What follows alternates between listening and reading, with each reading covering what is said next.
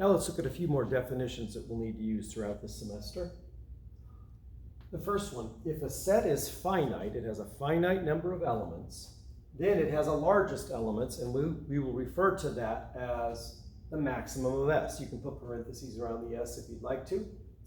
And it also has the smallest element that we will refer to as minimum of S, the min of S. And just a trivial example, the min of this set, if this is set S, the minimum value in the set is -1, the maximum value is the +2. Now, infinite sets may or may not have maximum or minimum elements. The set of integers certainly doesn't.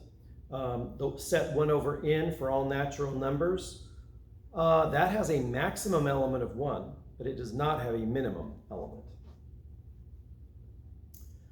Okay, here I've got two definitions squeezed into one. We'll look at just the black words first. If the set S is bounded below, then let M be some lower bound. If there is no lower bound than that little m, then little m is the greatest lower bound, or GLB of S, or INF, which stands for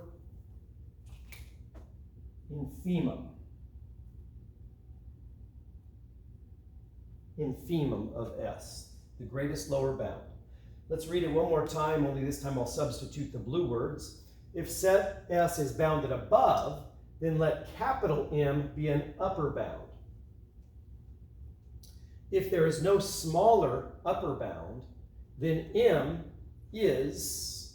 capital M is the least upper bound, or the LUB of S, or the SUP stands for supremum of S. All right, let's take a look at infimum, the greatest lower bound. M is the infimum of S if M is a lower bound, and if M prime is any other lower bound, then M is at least as big as M prime, greater than or equal to M prime. Capital M is the supremum of S if M is an upper bound for S, and if M prime is any other upper bound, then M is smaller than or equal to M prime. Axiom 12. If S is a non-empty subset of the real numbers, if it's bounded above, then S has a least upper bound, or an infimum.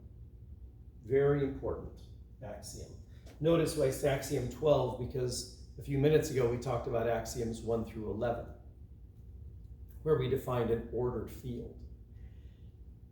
If axiom 12 is satisfied, if axioms 1 through 12 are satisfied, then we no longer have simply an ordered field, but we have a complete ordered field.